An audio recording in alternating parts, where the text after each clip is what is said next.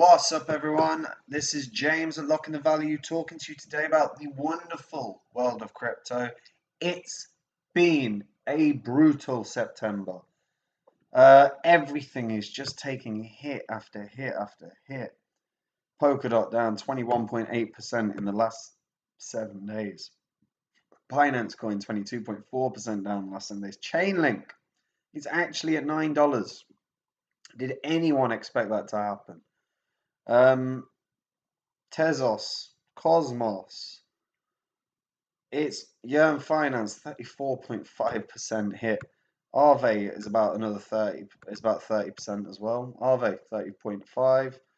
Everything's getting wrecked at the moment.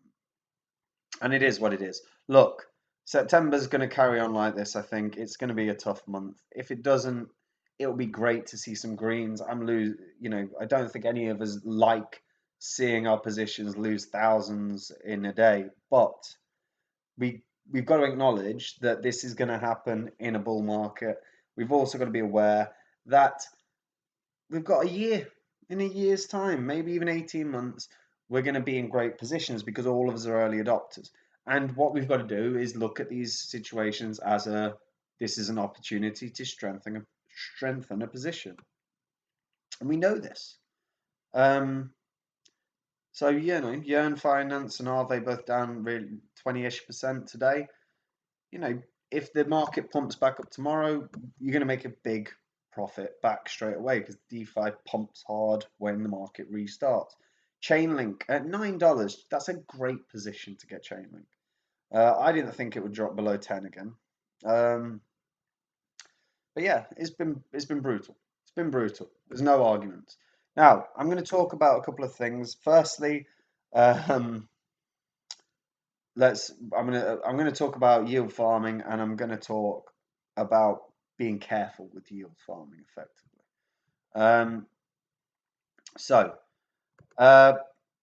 There's a hell of a lot. By the way, there's nearly $10 billion locked up in $10 billion worth locked up in DeFi now.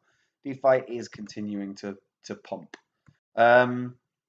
So if you want to find yield farming, you can go onto dap.com, type in yield farming, and check some of the projects out. Now, what I will say, you have got to really be careful because there are some serious liquidations that have been happening and issues have been happening. By the way, you can also go into CoinGecko. They've got farms, and you can click farms there. So let's click on whales.finance. For some reason, it's taking ages to load. Whales.finance. There we go. Now, Whales.finance have had a significant issue. If you go onto their site, this is the first thing you'll see. They're Whales-Sharks Finance Community, because both projects.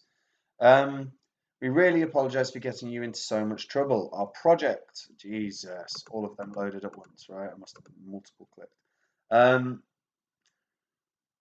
We really apologize for getting you into so much trouble. Our project was running so well with strong support from all of you. However, there were some issues happening with the tech team. Someone inserted a backdoor code in the contracts which were deployed and caused the loss of USDT to all of our users. Now,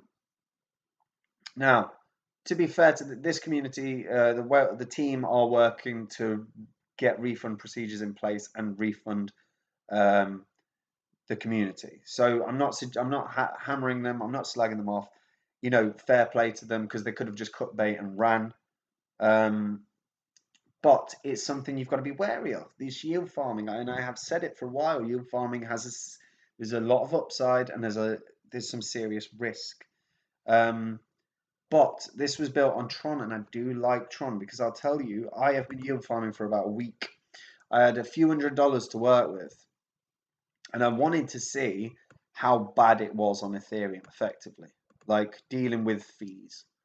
So I organized CoinGecko by returns, and I checked out Katana Finance. And I looked at it. It's an audited site, so I felt fairly comfortable. There's not a lot of value locked in, really. But the returns was about 12,000, but like it ranged between 12,000 and 20,000% across a year.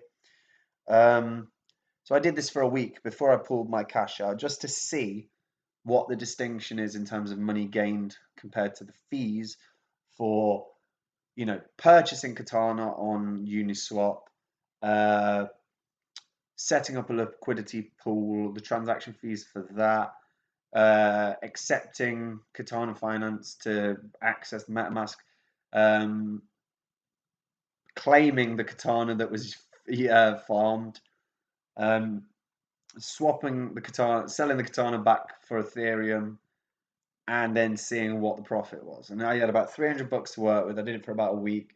The fees wiped out damn near all of my profit. I made $8. $8 in 7 days.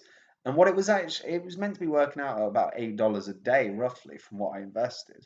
Um, and it just wasn't happening. Like, because the fees on Ethereum just wipe you out. If you have thousands, you can make profit. And I briefly considered closing a position in one of my biggest holdings, and I thought no, because actually fundamentally, the reason that I have this holding in particular, is that I believe the project's going to fly. So me selling now would be selling when the market's at a low, before I've hit even my first sale target for that position.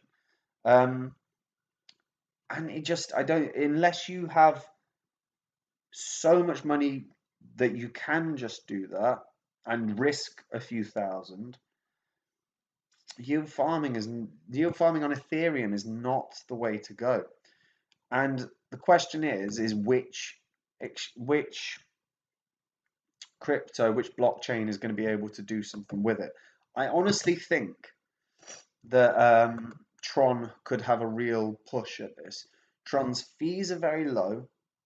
And I think they could really do something. The only issue with Tron at the moment that I can see is the energy bandwidth problems when um, doing transfers, um, or when doing claims.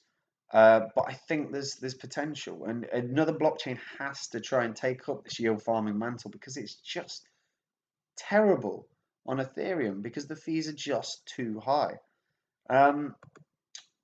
Pearl Finance is an interesting one. I'm keeping an eye on this because this is a Tron one as well, and I want to try this one in particular. But there are multiple ones that are starting to. IOST has got one that I'm looking into as well, because I am fundamentally well into the yield farming perspective. I want to give this a go for 2 or 3 months and see what the returns are. I'm not doing it on Ethereum. I'm just not doing it on Ethereum. But we need, because the solution is just not in place for Ethereum right now, and it needs to be resolved. Now, one that's come out recently is 4Tube. 4Tube is on the Binance chain, so you can farm, but it's also effectively like a lending protocol and a bonding protocol. So you can be your bank and you can do bonds, and the fees, because it's a Binance chain, are really, really, really low. So at the moment, there is ways for you to mine, I think, Uniswap at the moment. So you've got to visit Uniswap and provide liquidity for the trading pair, get the Uniswap liquidity token, and then move it back here for farming. But users can get the Force Protocol ecological token in proportion by locking the liquidity token. So there is potentially a better solution here. And it supports the deposit and borrowing of crypto assets. And the percentages aren't great right now, but they're not awful. And what is good about this site is it's audited 24 hours a day. So it is a trustworthy site. And in a really minimal amount of time, we're talking like, I don't know, a week or something, not even. There's already been like $18 million that have been locked up onto 4Tube.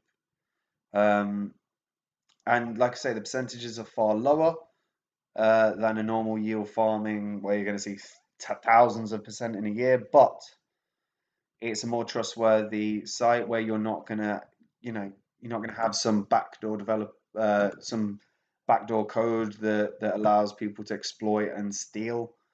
Um, so it might be a worthwhile way to dip your foot into yield farming before you start trying it, because, like I say, unless you have an insane amount of money, Ethereum is going to be very hard for you to make profits on, but you can make profits on multiple different ones. And I do wonder if I'd have kept my funds into the Katana, would I be coming out with far more? I think I probably would. However, I also was starting to see multiple uh, multiple yield farms starting to go down and seeing issues over the last couple of weeks. So I cut bait and I ran. I was quite happy. $8 here, I don't really care about the $8, but I didn't want a few hundred to get liquidated, quite honestly. Uh, but yeah, so um, do you believe, my question, I guess, is where do you think yield farming is going to go? Because it can't stay on Ethereum because it's not financially um, functional for 99% of us. So where is yield farming going to thrive? There's your question. Feel free to answer in the comments. And take care. Stay safe, guys. Bye.